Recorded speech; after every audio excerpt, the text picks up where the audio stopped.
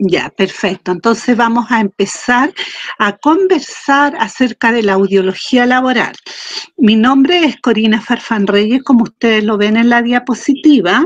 Yo soy tecnólogo médico de la mención otorrinolaringología, que es una mención que tenemos nosotros acá en Chile. Allá en Perú no la tienen, lamentablemente.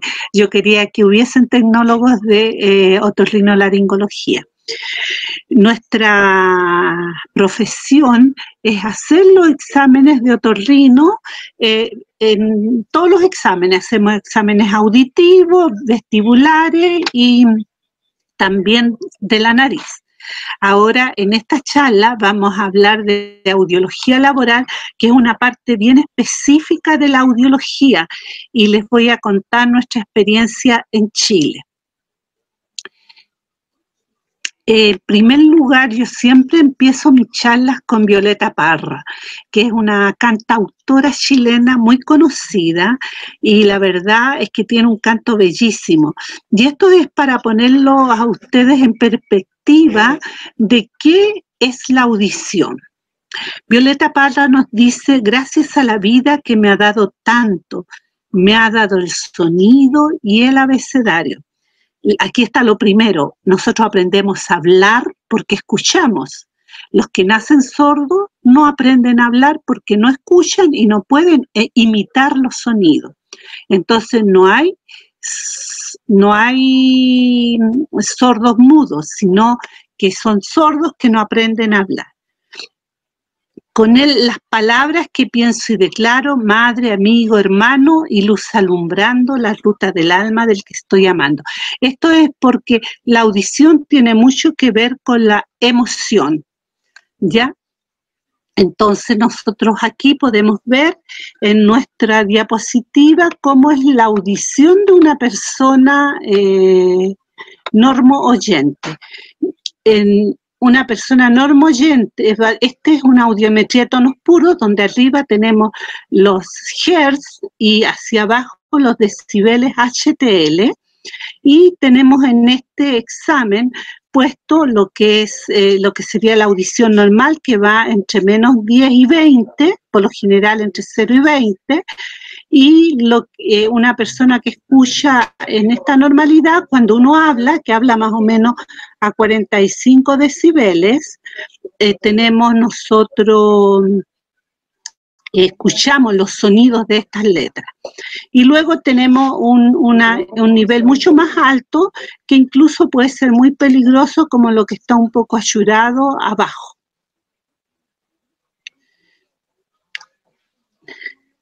Violeta Parra sigue y entonces dice: gracias a la vida que me ha dado tanto, me ha dado el oído que en todo su ancho graba noche y día. El oído es algo que no lo podemos tapar a voluntad. Por ejemplo, uno puede cerrar los ojos y darse cuenta de lo que significa ser ciego, pero no hay forma de taparse los oídos y darse cuenta de lo que es ser sordo, ¿ya? Y de nuevo viene toda la parte más bien sentimental, que graba noche y día, grillos y canarios, martillos, turbina, y ahí entramos con la parte de laboral, ladrido, chubasco, y la parte emocional, y la voz tan tierna de mi bien amado. Volvemos nosotros a nuestra diapositiva. Entonces, la audición normal está aquí en verde, con esta línea, donde cuando uno tiene los umbrales normales.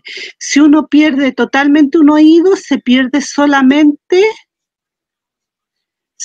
solo un 10% de audición.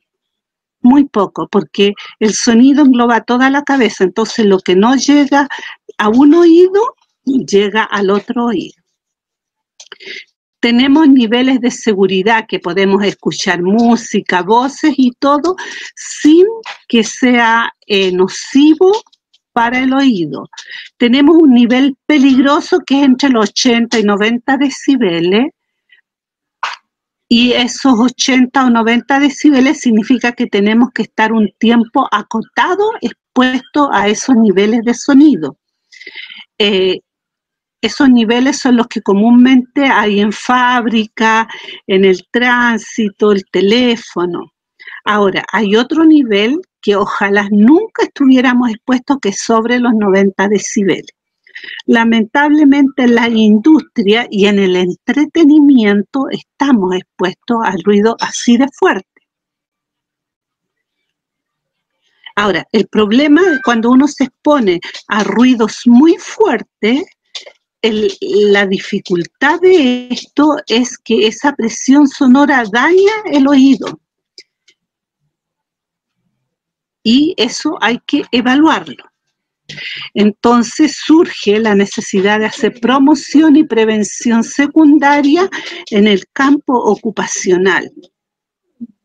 En Chile se hizo un estudio allá en los años 90 acerca de los factores que influyen en la evaluación médico-legal y vieron que influía la cámara, el examinador y el equipo. Entonces se estudiaron por separado estos tres ítems y nació un curso de certificación de competencia en el área de audiología médico-legal. Entonces en Chile el tecnólogo médico, para poder hacer audiometrías médico-legales, además tiene que estar certificado, no le sirve el puro título. Y se pusieron muchas exigencias para la cámara. Si ustedes se fijan, aquí le puse un puntito, está las mediciones de humedad, de temperatura del ambiente, arriba están colgados los fonos, cómo se fijan los cables, cómo se deben mantener, y en esta cámara está el paciente. Por otra parte, vemos otra visión donde aquí tenemos al examinador. Este es otro tipo de cámara que también cumple con normas y tenemos al examinador aquí afuera y al paciente adentro. Y en este otro foto tenemos un equipo que es el audiómetro, que es uno de los que más usamos en Chile, que es un Interacoustics de 2 canales. Yo he ido a hacer clases muchas veces a Perú, he ido a distintas industrias o distintas personas que hacen capacitaciones. He ido también al Censo Paz, varias veces he estado evaluando allá examinadores y he hecho clases en la Universidad Cayetano Heredia. Cuando empecé a ir, me di cuenta de que había un desconocimiento bastante importante en cuanto a los equipos que usar. Que tenga 2 canales, un audiómetro, significa que puedo poner 2 tonos puros diferentes, uno en cada oído, porque tiene dos generadores de sonido, 2 osciladores. Y no que sea un oído derecho y uno izquierdo, porque una vez me dijo un vendedor, oye, es que este tiene para el derecho y el izquierdo, es de 2 canales, y no, era de un canal.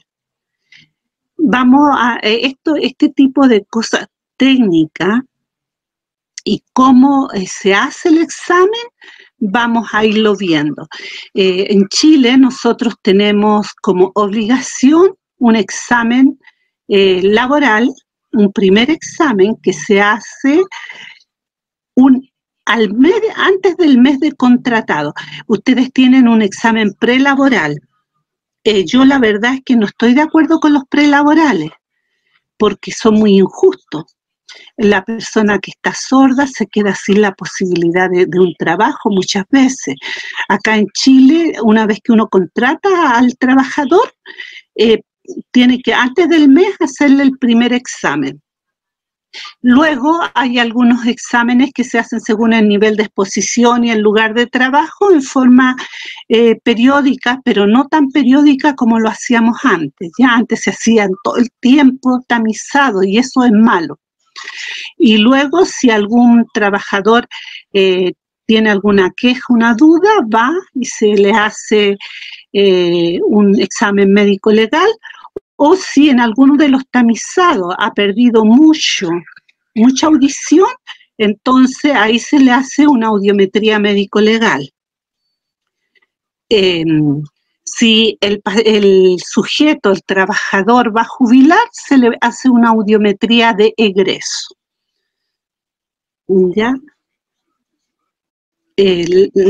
Aquí me dicen que aquí ustedes realizan la preocupacional, pero yo creo que es terrible hacer una preocupacional.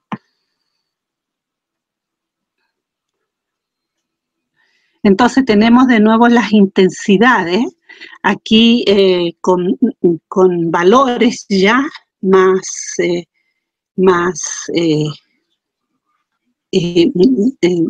de acuerdo a algunas normas. Hay normas de a cuánto ruido puede estar expuesto una persona. Por ejemplo, una norma que usamos en Chile es 85 decibeles por 8 horas, porque es un riesgo leve.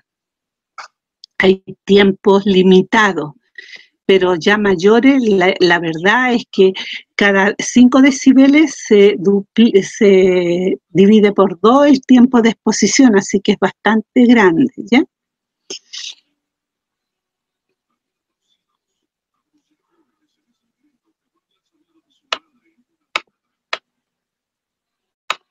Volvemos nosotros a nuestro audiograma, y en el audiograma, entonces, vemos que en el oído interno, en el órgano de Cortis, tenemos una fila de células ciliadas internas y 3 de células ciliadas externas, todas muy bonitas, como ustedes ven. Y eso entonces nos permite a nosotros, y este otro formato de audiograma, poder tener una audición normal y escuchar esto que vemos aquí dibujado, como una banana. De hecho se le llama el banano. Están los fonemas, los sonidos de las letras que escuchamos en una conversación normal. Ahora, el problema es que cuando hay ruido, cuando uno está trabajando expuesto al ruido o ha sido sometido a ruidos de alta intensidad, el sonido entra por el conducto auditivo, choca con la membrana timpánica, mueve la cadena de huesecillo y entra por la ventana oval, por la rampa vestibular. Pero este movimiento puede ser muy brusco. Por ejemplo, si es una explosión, puede llegar a romper la membrana timpánica y también a romper la membrana de la ventana oval y dejar daño muy, muy grande. Si no es explosión, estamos hablando solamente de sonidos de alta intensidad, esta vibración es tan grande que adentro del oído interno, que es ese, que es la cóclea, dentro de ese oído, nosotros vamos a tener un flujo muy fuerte que va a romper estas células, los cilios de las células ciliadas.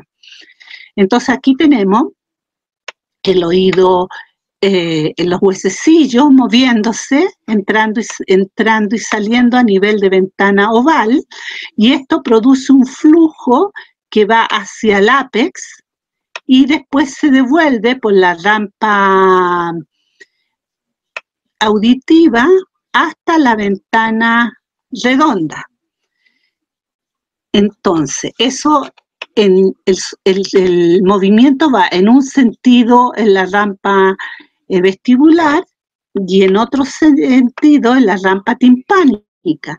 Y este movimiento de cizalla produce que en el órgano de Corti la membrana basilar se mueva en dirección diferente y eso provoca que los cilios se muevan, y al moverse los cilios se produce la depolarización de las células ciliadas. Ahora, con el sonido muy fuerte, esto no ocurre en cualquier parte, ocurre más bien en la base de la cóclea. Entonces, ¿qué tenemos? Si una cóclea normal tiene sus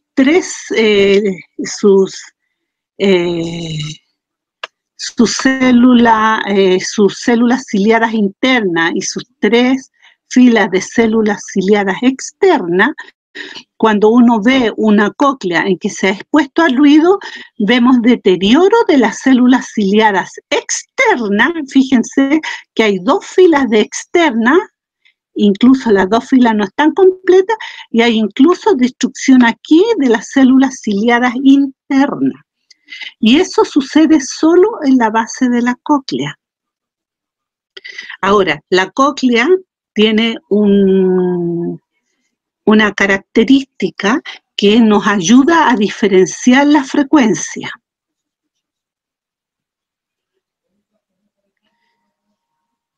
Y me volví a la diapositiva anterior.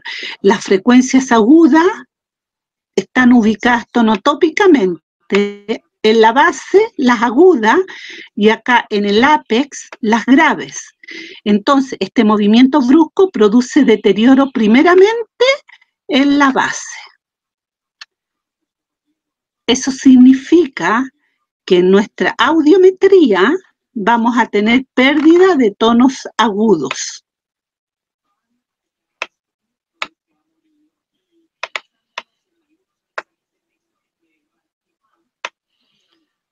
Perdón, pero no me quiere bajar.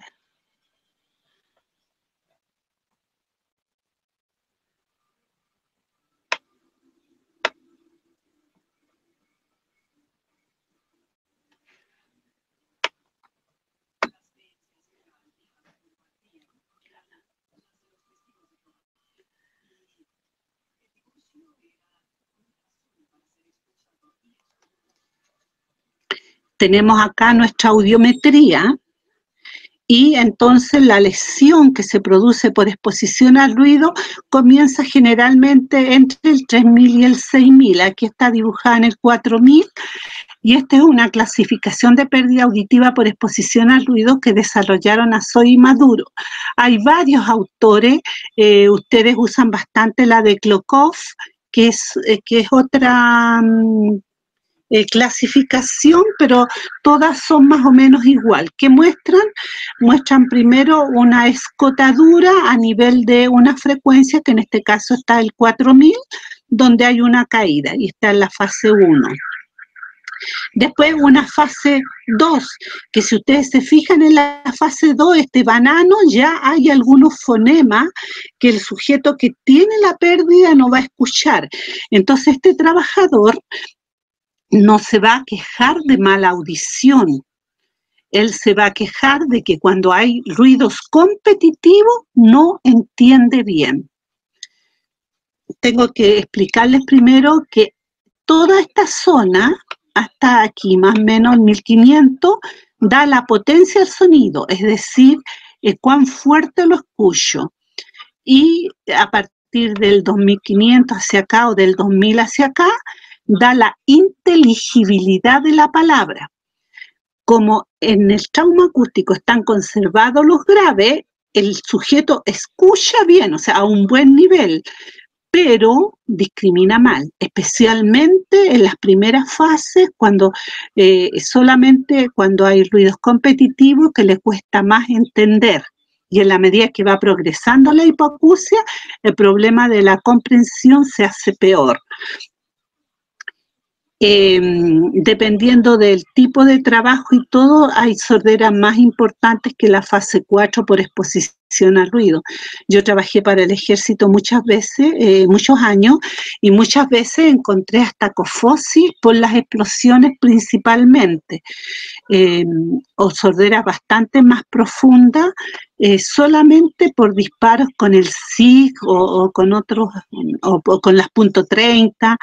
También en el ejército las vibraciones, y eso en los trabajadores también se dan, estos que perforan ¿cómo se llama? Las calles, por ejemplo, con estos como taladros, tienen muchas vibraciones, y las vibraciones dan sorderas muy, muy parecidas a las por exposición al ruido.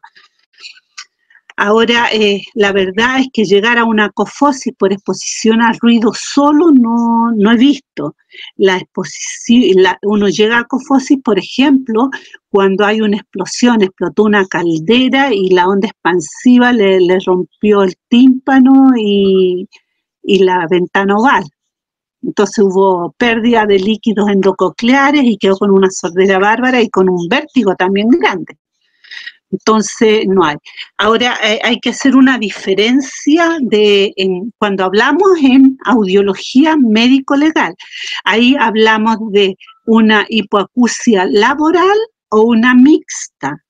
Y se habla de una mixta cuando el sujeto, además de la hipoacusia laboral, tiene una hipoacusia de otra causa.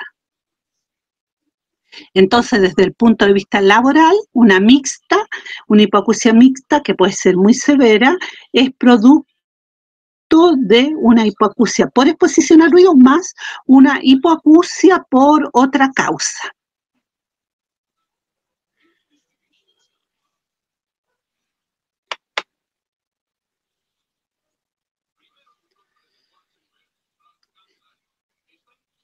Entonces, vamos a empezar a ver qué es lo que le pasa al sujeto.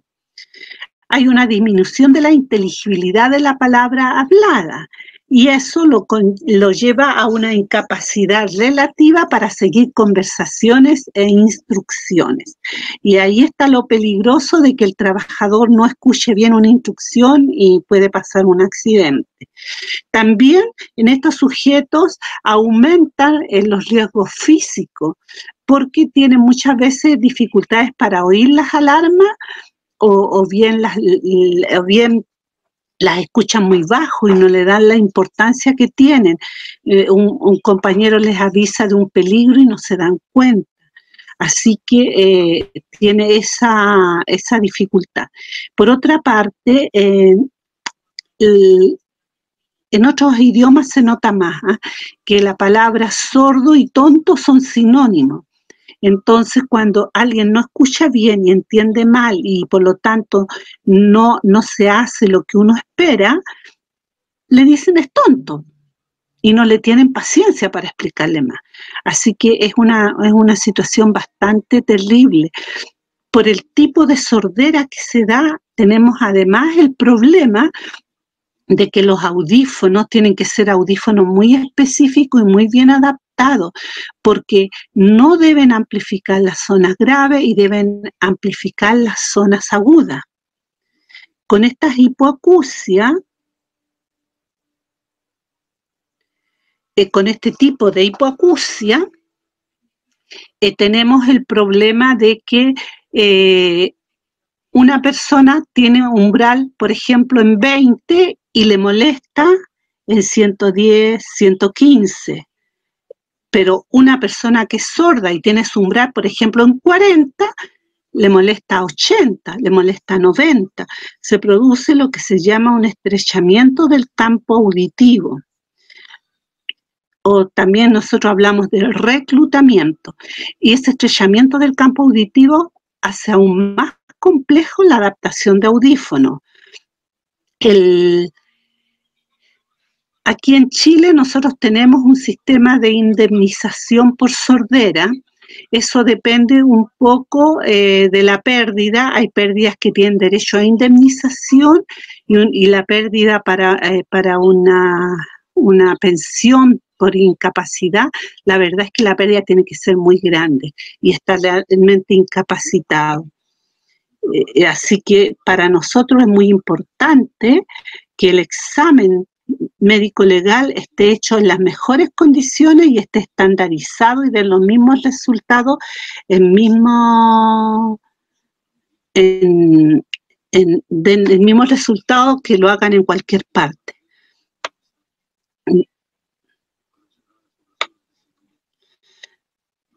Ahora, con la edad, y solo por el hecho de vivir en una ciudad industrializada, nosotros perdemos la audición.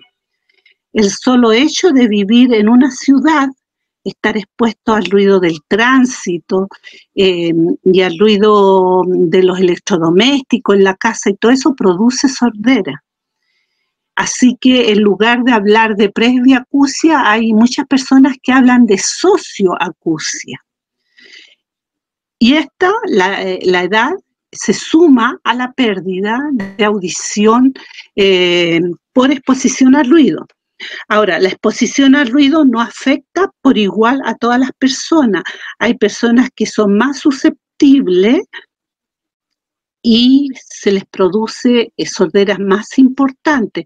Y hay otros que son menos susceptibles y la verdad es que prácticamente no sufren de sordera por exposición al ruido, a pesar de estar expuestos a ruidos bastante importantes.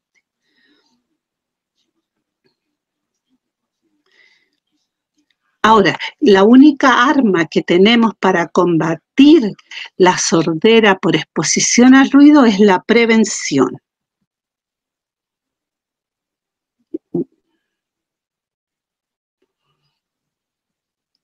Y esto es un sistema en realidad en que están interrelacionados la educación. Nosotros, primero que nada, tenemos que educar y educar no solo al paciente, sino que a su entorno y a todas las personas que evaluamos a los trabajadores. Hay que hacer mucha investigación. Ustedes tienen un buen sistema en Perú de prevención de la sordera y participé yo en un congreso con ustedes y es muy bueno lo que hacían. Hay que obtener información, hay que fiscalizar los lugares de trabajo, ¿ya? Pero también aquí en Chile nosotros fiscalizamos los lugares donde se hacen los exámenes. Y bueno, estar atenta a las regulaciones que vamos a tener. Ahora, esta prevención tiene dos partes, una que ver con la prevención de la generación del ruido, otra con control del ruido y otra con el receptor, y ahí es donde entran los protectores auditivos. La verdad es que nosotros somos bastante adictos a los ruidos, porque no solo los bocinazos, sino que también esta música que la tocan a todo lo que da, es increíble. Es curioso la mentalidad del ser humano. Fíjense que en la naturaleza no hay animales mamíferos cerca de las cascadas, porque son muy ruidosas, y los humanos somos los únicos que estamos expuestos al ruido, incluso con gusto, muchas veces. ¿Bien? Bueno, aquí estábamos hablando un poco de la pérdida auditiva laboral y cómo este tiene un aspecto económico bastante importante. Surgen necesidades como la educación y la promoción de la salud auditiva. Estar con protectores, el usar protectores es muy desagradable. Yo no sé si lo han usado ustedes, pero cuesta acostumbrarse al uso de protectores. Ahora, es importante también la elección del protector. Y sin lugar a dudas, las industrias hay algunas que son más peligrosas para la audición que otras. Me tocó a mí ver personas que usaban protector auditivo, entonces yo le hacía audiometría con y sin protector auditivo. Y la verdad es que no había diferencia porque el protector auditivo se lo ponían mal. Así que no es solo poner un protector, hay que verificar que el protector que le ponemos lo use correctamente. Ahora, el control del ruido. Eso se refiere a la aislación de la fuente sonora. Si yo tengo un motor que mete mucho ruido, bueno, aislarlo, meterlo dentro de una caja, sonoamortiguar y que salgan los cables o lo que yo necesite hacia afuera, o bien mejorar la tecnología. Necesitamos, si hay un motor que suena mucho porque está funcionando mal, cambiar el motor y no tratar de sacarle el jugo. Ahora, hay que comprar elementos de protección auditiva y ahí les voy a mostrar algunos tipos de elementos de protección auditiva y también un control auditivo adecuado. Es decir, no podemos estarle haciendo cada tantos meses o todos los años un control auditivo a todo el mundo. Tiene que ser según la exposición que tengan y también hacerlo en ciertas condiciones más o menos estandarizadas. Todo esto implica los seguros. Y para hacer valer lo seguro tenemos necesidad de evaluaciones fidedignas, replicables y ojalá objetivas. La audiometría es un examen subjetivo. Entonces, nosotros nos topamos muchas veces con simuladores, sujetos que quieren aparecer como sordos, y para eso hay técnicas especiales para detectarlo. Y actualmente con la tecnología disponemos de algunos elementos como son las impedanciometrías, que nosotros las tenemos incluidas en la evaluación médico-legal, y los potenciales evocados, que también los tenemos incluidos en la evaluación médico-legal. Esos son más objetivos, pero no dan umbrales tan exactos como una audiometría. En Chile, el problema se suscitó y se decidió hacer el estudio fue porque un paciente, o sea, un trabajador salía con sordera en un centro y salía sin derecho a indemnización, y en otro centro aparecía con sordera con derecho a indemnización. Entonces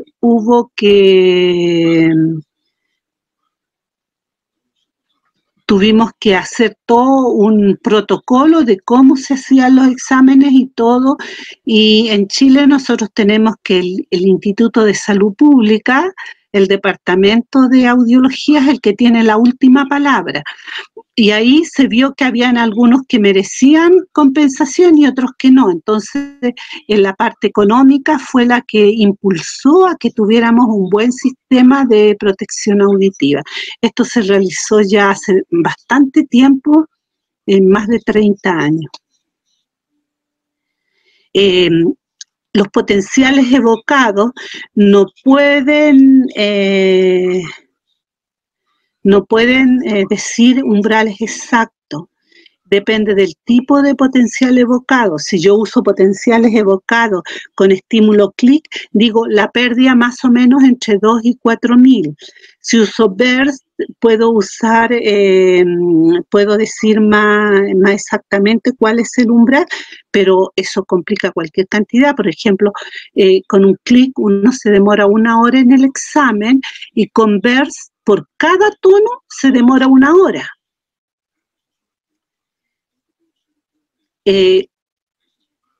Nosotros no enviamos a hacer dosimetría a los pacientes.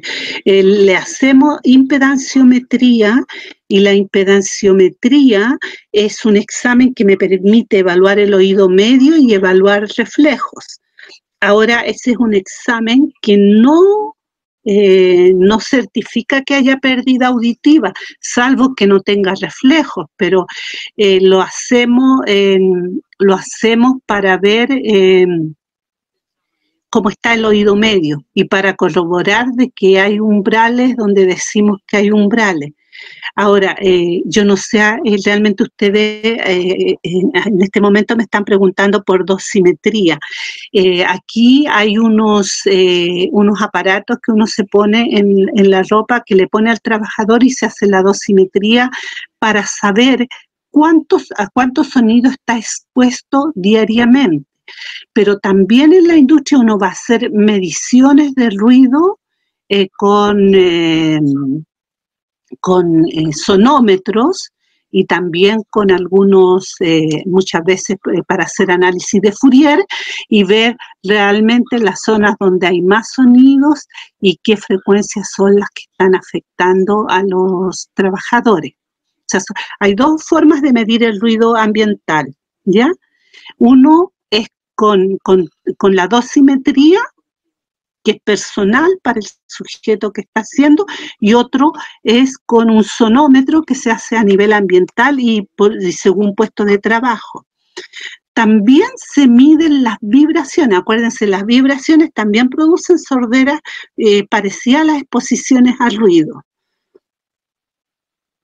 Ahora, una cosa importante, cuando uno está frente a una hipoacusia con un escotoma en las zonas agudas, que decimos es tipo trauma acústico o parece una sordera inducida por ruido, es la historia laboral. porque hay mujeres que son dueñas de casa que nunca han estado expuestas al ruido y tienen pérdidas con escotoma. Entonces nosotros le damos mucha importancia a la historia laboral y al ruido que hay en la empresa donde está ejerciendo ese trabajador.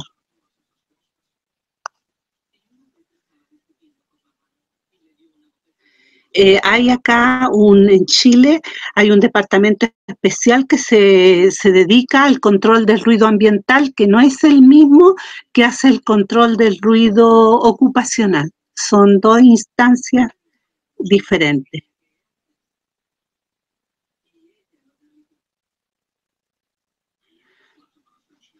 El tiempo de exposición depende al que se puede estar sometido un trabajador, depende del nivel de sonoridad.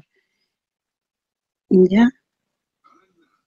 Perdón, alguien me pregunta HN, Javier, ¿a qué se refieren con HN? Porque yo leo HN, digo hipoacusia neural, no sé. Neurosensorial. Sí, estas hipoacusias son neurosensoriales o sensorioneurales, no son hipoacusias de transmisión.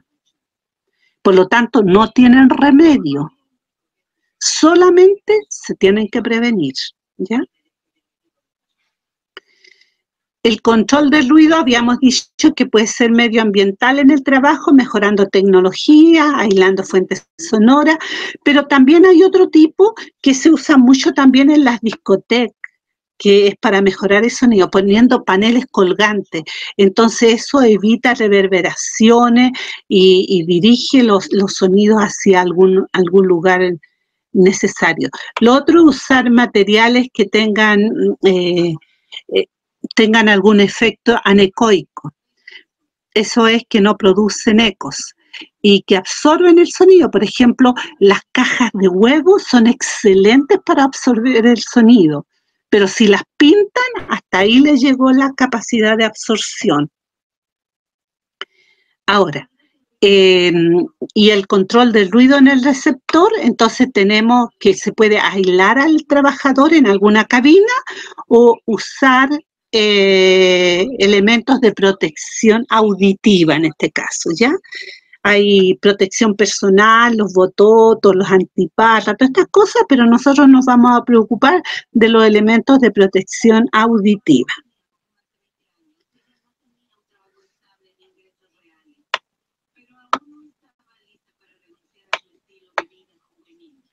En la protección auditiva tenemos que fijarnos muy bien en qué tipo de actividad realiza el sujeto que va a usar la protección. Si va a necesitar, por ejemplo, usar casco junto con la protección auditiva, o si no necesita el casco, puede no necesitarlo.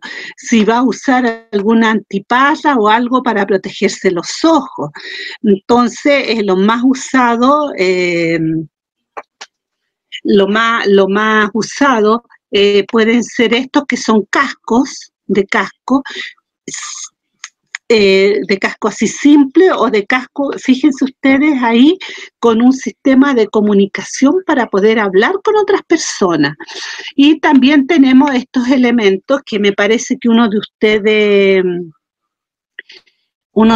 los mencionó, que son diferentes, que vienen estandarizados. El que estoy apuntando es desechable, los de los lados uno los puede lavar y volver a usarlos. Y en algunas empresas usan anatómicos, o sea, hechos a la medida también. Me ha tocado trabajar haciendo protectores a la medida.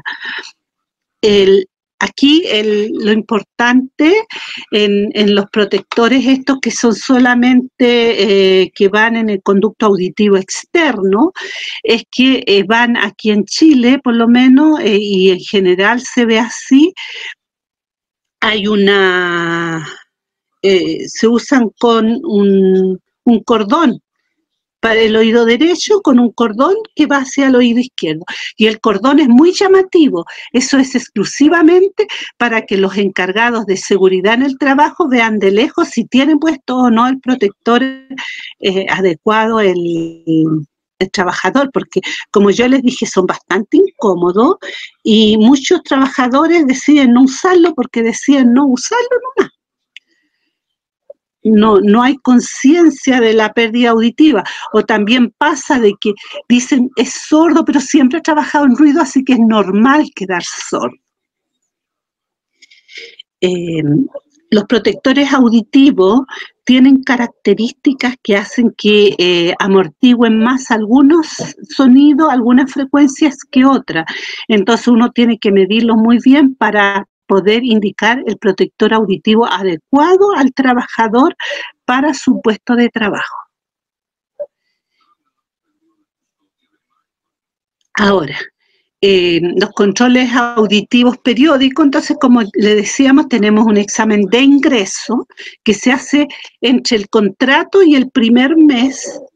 Aquí en Chile no lo hacemos prelaborales, porque una persona con algún grado de pérdida sí puede trabajar y puede ser un muy buen trabajador, no podemos negarle el derecho al trabajo. Los controles periódicos según nivel de riesgo, si es oficinista no le vamos a hacer prácticamente nunca un seguimiento, pero si está en un lugar muy riesgoso le vamos a hacer seguimiento más seguido. Un examen de egreso y también los exámenes médico-legales en condiciones estandarizadas. Esto es solamente cuando hay algún problema de audición que lo detectamos en los controles periódicos o que el trabajador se quejó de que no escucha bien. Cuando hay sorderas inducidas por ruido, aparte de no escuchar bien, es muy común tener tinnitus o acúfenos, que son estos sonidos en los oídos. Y muchas veces el primer síntoma que se tiene es este problema de no oír bien y de tener este pito, este ruido ahí constantemente, que incluso aquí en Chile eso se evalúa desde el punto de vista psiquiátrico. O sea, además de hacerle una audiometría médico-legal para ver cuánta pérdida auditiva tiene, si tiene tinnitus, se hace una evaluación psiquiátrica porque el tinnitus da muchos problemas. Hay técnicas para rehabilitación del tinnitus también. Pero si tiene un tinnitus importante hay que indemnizarlos también por su tinnitus, ¿ya? Bueno, y en este examen médico legal, que son condiciones estandarizadas, y acuérdense que acá en Chile nosotros tenemos también certificado al ¿cómo se llama? Al examinador. Y los exámenes complementarios que ya habíamos hablado, impedanciometría y potenciales evocados auditivos. Los acúfenos son bien frecuentes, pero sí son incapacitantes. No en todos los casos, o sea, los generales que no, pero hay casos en que son muy incapacitantes. Yo recuerdo en un congreso, el doctor Schiffer, un médico norteamericano, contaba de un jugador de fútbol americano que llegó a sentarse en un rincón con la cabeza entre las dos piernas, y él se quejaba de tinnitus, y todos pensaban que estaba vuelto loco. Se le hicieron los exámenes y lo trataron con inhibidores de tinnitus, y él volvió a su vida absolutamente normal. Y aquí en Chile tengo una colega que a raíz de un neurinoma del acústico tiene un tinnitus que la tiene vuelta loca. Y realmente da muchos problemas el tinnitus en algunos casos. En la mayoría de los casos molesta. Así que, claro, no en todos los países les reconocen una incapacidad, pero realmente da una cierta incapacidad el tinnitus. Tenemos que ir avanzando nosotros en mejorar aún más las condiciones de vida de los trabajadores, y especialmente de los trabajadores más pobres, que son los más expuestos y los que más sufren las consecuencias. Porque imagínense ustedes, tienen un trabajador expuesto a ruido todo el día. Eso significa que le sube la presión arterial, están nerviosos, llegan a la casa estresados, y en la casa se encuentran con la esposa, con sus hijos gritan, y como tiene una pérdida auditiva y tiene un reclutamiento, o sea, un estrechamiento del campo auditivo, el grito del niño, que es un grito normal, que en realidad pudiera ser molesto o no, a él le va a molestar, y no solo molestar, muchas veces le va a doler el oído de lo fuerte que lo escuchan. Más encima va a sonar el teléfono y no lo va a escuchar porque el teléfono es muy agudo y la esposa se va a enojar porque él está sentado al lado del teléfono y no lo contesta. Entonces le van a pedir alguna cosa y él va a entender otra. Y ahí se presta para situaciones bastante jocosas, pero muy tristes. Por ejemplo, a mí me tocó una vez un paciente. Le dije, señor, sáquese los lentes. Y él se sacó los dientes. Pues se sacó la placa. Entonces yo desde ahí le digo, mire señor, sáquese los lentes, y hago el gesto con los lentes para que él me siga, porque en realidad nosotros para tratar al paciente con hipoacusia tenemos que usar mucho lenguaje no verbal para apoyarnos. Y pasa frecuentemente que las personas mayores, sobre todo, que tienen muchos problemas auditivos laborales y no laborales, mixtos, llegan y dicen, mire, yo en mi casa no les entiendo porque hablan mal, pero a usted le entiendo muy bien. Claro, a uno le entiende muy bien porque uno le está hablando de frente, está gesticulando y está hablando, no le está gritando, pero tampoco está hablando tan bajo, entonces se comunica muy bien, pero en su casa, donde le hablan de cualquier lado, donde él no está mirando, donde no le gesticulan, entiende mal las palabras y hace cosas que no corresponden y se prestan para muchos conflictos. El aislamiento social de los sordos es muy importante. Hay una autora que ustedes deben conocerla, Helen Keller, que es excepcional, una mujer excepcional, ella es ciega y sorda, y decía que a ella la sordera la alejaba de las cosas, pero que, la ceguera la alejaba de las cosas, pero la sordera la alejaba de las personas. Y eso es importante. Yo siempre les digo a mis alumnos y en las conferencias digo, cuando escuchan la voz de él o de ella, ¿cómo les late el corazón? Entonces yo decía que esto pasaba de joven, pero algunos me dijeron que aunque uno no fuera muy joven, le pasaba lo mismo, porque la voz tiene una connotación emocional muy importante, que no la tiene otro sentido. Un ciego puede ser abogado, puede ser psicólogo, un sordo no va a tener acceso a mucho más. Y el que queda sordo, imagínense, lo que escucha lo entiende mal, la gente lo trata de tonto, no le tiene paciencia y él empiezan a tener sentimientos así medios paranoicos de que se están riendo de él y eso les complica mucho la vida. Muy bien, entonces yo dejé más o menos unos minutitos para que pudiéramos contestar algunas dudas. Obviamente esta charla no es para aprender audiología ocupacional, es para introducirlos en la audiología ocupacional. Nosotros para hacer audiología ocupacional tenemos un curso de audiología básico que son como de 350 horas y después tenemos otras 200 horas de audiología ocupacional. Así que es harto el tiempo, ¿ya? Que nos llevamos estudiando y practicando. Si hay preguntas o dudas o alguien quiere hacer un comentario interesante, este esquema es el último que puse, es de un personaje nuestro que es Condorito, que me gusta mucho.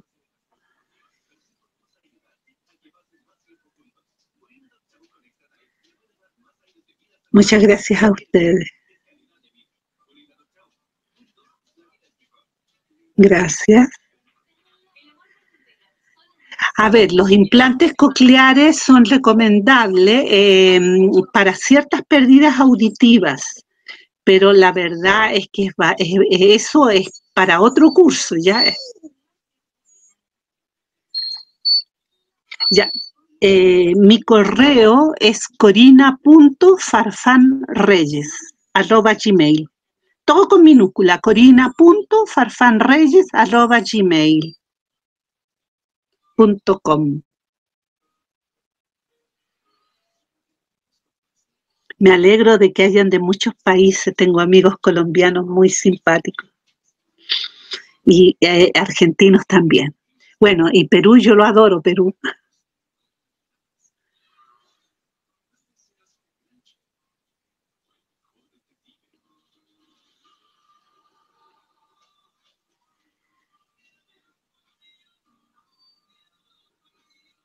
corina.farfanreyes@gmail. Bien.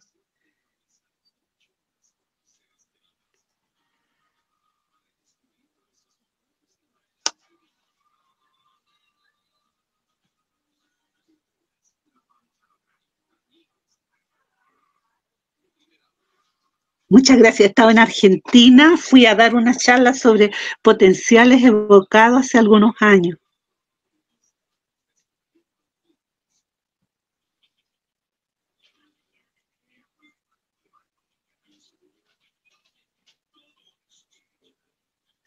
A ver, el gol estándar para medir la audición es la audiometría. Ya, ese es el gol estándar. Ahora, los potenciales evocados ayudan a los diagnósticos, pero no son por sí solos hacer un diagnóstico. Me alegro, a mí me encanta también la audiología.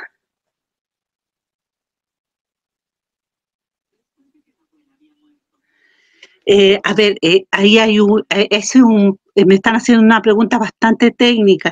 En realidad, audiometría significa tomar umbrales aéreos y hacer logoaudiometría.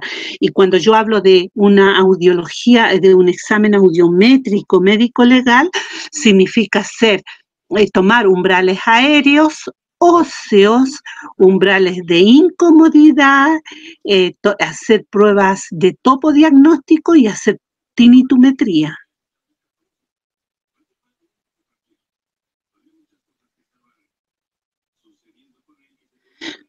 Bueno, hay que hacer descarte en primer lugar para que sea un problema de solamente laboral. Tiene que haber una historia laboral concordante con la pérdida auditiva, y la pérdida auditiva es de tipo sensorio-neural. Las audiometrías a campo abierto, bueno, por ejemplo, si yo voy a probar audífono, hago audiometrías a campo abierto con y sin audífono. Si voy a probar protectores auditivos, se hace audiometría a campo abierto con y sin audífono. Y si voy a estudiar la audición en un niño que afirma la cabeza y tiene menos de un año o de un año y medio, también le hago una audiometría a campo abierto con un sistema que llamamos PIP Show o de refuerzo visual.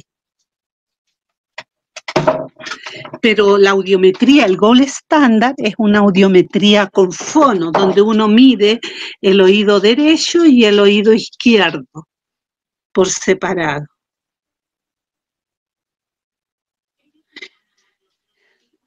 Así que la audiometría siempre va a la logoaudiometría, y la logoaudiometría se hace con listas de palabras que tienen que ser fonéticamente balanceadas, tienen que ser fonéticamente diferentes, tienen que ser familiares, en fin, tienen que cumplir ciertos requisitos y tener igual audibilidad.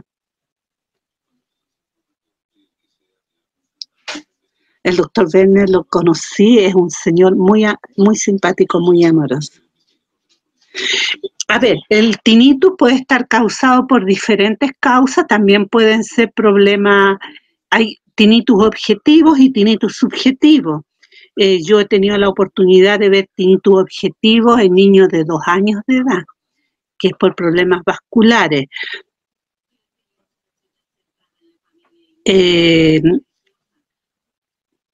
Así que la causa hay que estudiarla, hay que estudiar si hay alguien, y también hay que ver si el joven está expuesto a ruidos, toca instrumentos o va mucho a discoteca.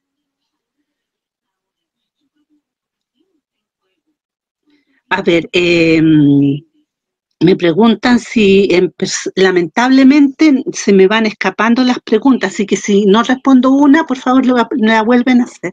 En personas que presentan anacusia unilateral, ¿es válido hacer un enmascaramiento? Yo diría que no es válido, es imprescindible. O sea, cada vez que hay una asimetría que supera ciertos límites, hay que enmascarar. Si no se hace enmascarado, uno ya tiene mal hecho el examen. En la audiometría laboral nosotros incluimos la logoaudiometría, y sobre todo en la médico legal, de todas maneras.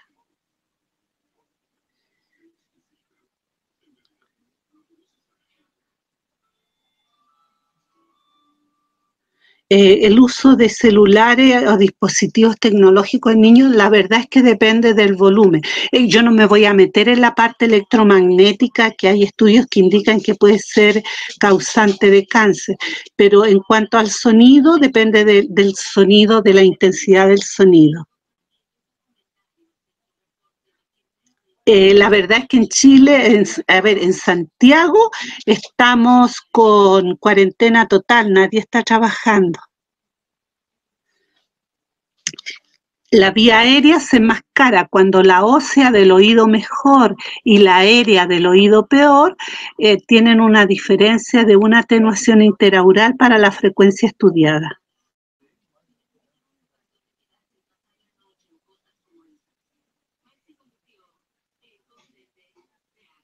Aquí en Chile no solo tenemos suspendidas las audiometrías laborales, sino que están suspendidas las operaciones y toda la asistencia médica está suspendida. Se están viendo solamente casos graves y ahora recién están empezando a llamar a los crónicos. En general los aminoglicósidos dañan el oído, pero también hay algunos anticancerígenos como el cisplatinol que deja sorderas terribles. Yo he visto niños con hipoacusias, pero increíbles. Ahora depende un poco de qué aminoglicosio, a veces dañan la parte auditiva, otras veces dañan la parte vestibular. Hay varios medicamentos que tienen daño, que producen daño y que se usan más o menos frecuentemente.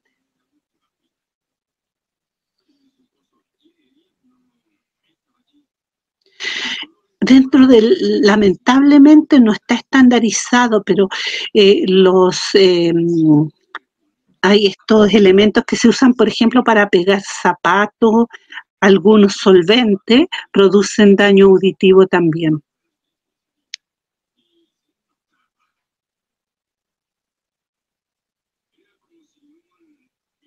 O sea, realmente si están trabajando, si van a hacer una audiometría, tienen que hacer otoscopía, no queda la posibilidad de no hacerla. Si no se hace otoscopía, no se debe hacer la audiometría.